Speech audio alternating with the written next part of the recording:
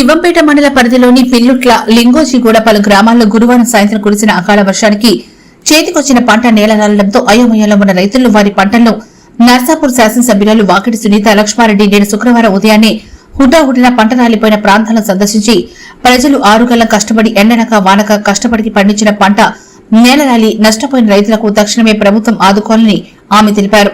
ఈ కార్యక్రమంలో మండల టీఆర్ఎస్ పార్టీ అధ్యక్షులు రాజారమణగౌడ్, జిల్లా కోఆప్షన్ సభ్యులు, స్థానికులు చింతాస్వామి, అగ్రికల్చరల్ సిబ్బంది, స్థానిక నాయకులు, రైతులు అధిక సంఖ్యలో పాల్గొన్నారు. మరి శివంపేట నర్సాపూర్ మండలాల్లో వడగళ్లతో కూడినటువంటి భారీ వర్షం పడడం వల్ల రైతులకు అపారమైనటువంటి నష్టం జరిగింది. మనం ఈరోజు ఇప్పుడు లింగోజ్ కూడా చూసినాం, ఇప్పుడు పిల్లలలో చూస్తూ ఉన్నాం. కోతకొచ్చి మిషన్లు దొరకక కోత కొయ్యలేనటువంటి పంటలు ఏవైతే ఉన్నాయో అవి పూర్తిగా నష్టం జరిగింది.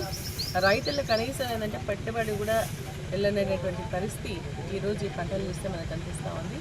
పెద్ద పెద్ద వడగళ్ళు ఇంతకుముందు ఎప్పుడు పడలేదు, గత 20 సంవత్సరాల కింద పడేటువంటి వడగళ్ళు ఈరోజు పడడం వల్ల రైతులకు చాలా నష్టం జరిగింది. ఒక గింజ కూడా వెళ్ళలేనటువంటి పరిస్థితి ఈరోజు మనం ఈ పంట పొలాలను చూస్తుంటే కనిపిస్తూ ఉంది.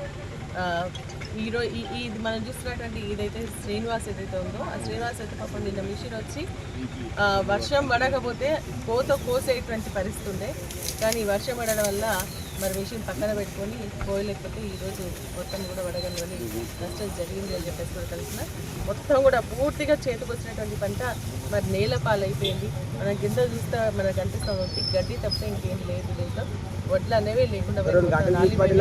కాబట్టి నేను ప్రభుత్వాన్ని డిమాండ్ చేస్తూ ఉన్నా, ఎందుకంటే ఈరోజు కనీసం కోత కోసుకుంటే వాళ్ళకి 20-25 లాభం వచ్చేటువంటి లక్షల రూపాయలు పెట్టి వాళ్ళు పెట్టుబడి పెట్టి ఈరోజు వ్యవసాయం చేసుకొని చేతికొచ్చినటువంటి పంట మరి ఈ విధంగా నేల పాలైనప్పుడు వారికి రేపు పొద్దున పంట కూడా వేసుకునేటువంటి పరిస్థితి లేదు. ఇంట్లో తినడానికి గింజలు కూడా రానటువంటి పరిస్థితి ఉంది. కాబట్టి ఖచ్చితంగా ప్రభుత్వం స్పందించాల్సినటువంటి అవసరం ఉంది. ఇమీడియట్గా అన్ని గ్రామాల్లో రైతులు ఎక్కడెక్కడ పంట నష్టం జరిగిందో వాళ్ళంతా కూడా ఎన్యూమరేట్ చేసి వాళ్ళకి ఎకరాకి 25,000 చొప్పున పంట నష్టపరిహారం ఇవ్వాలని చెప్పేసి మేము డిమాండ్ చేస్తూ ఉన్నాం.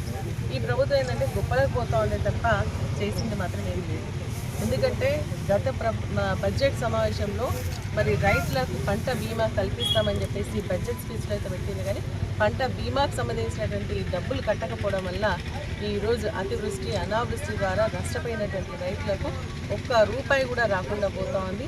కాబట్టి నేను ఈరోజు ప్రభుత్వాన్ని డిమాండ్ చేస్తూ ఉన్నా, ఖచ్చితంగా నష్టపోయినటువంటి ప్రతి రైతు కుటుంబానికి 25,000 రూపాయలు ఎకరాకి ఇచ్చి వాళ్ళని ఆదుకోవాలని, మళ్ళీ నెక్స్ట్ ఇమీడియట్గా పంట పెట్టుకోవడానికి రైతు బంధు కూడా, ఎందుకంటే మొన్న ఈ ప్రభుత్వం వచ్చినాక 5 సార్లు రైతు బంధు వేయాల్సినటువంటి పరిస్థితి ఉంటే కనీసం ఒక్కసారి కూడా వేయలేదు. మొన్న కూడా 3 ఎకరాల వరకు వేస్తే అది కూడా సరిగ్గా వేయలేదు. కాబట్టి ఇప్పుడు రైతు బంధు కూడా వేయాలా, ఇమీడియట్గా నష్టపరిహారం కింద 25,000 రూపాయలు ఎకరాకి ఇవ్వాల్సిందిగా మేము డిమాండ్ చేస్తాం. రైతులందరూ కూడా పరామర్శిస్తున్నాం.